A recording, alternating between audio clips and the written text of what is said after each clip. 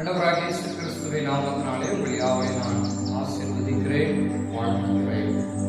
அவர்கள் ஏசாயா தீர்க்கதரிசியின் புஸ்தகம் 54ஆம் அதிகாரம் 10வது வசனம் சொல்லுகிறது, மலைகள் விலகினாலும் பர்வதங்கள் நிலை பெயர்ந்தாலும் அவருடைய கிருபை உன்னை விட்டு விலகாமலும் அவர் சமாதானத்தின் உடன்படிக்கை அங்கே நிலை பெயராமலும் இருக்கும் என்று உன்மேல் மனதுருகிற கர்த்தர் சொல்லுகிறார்.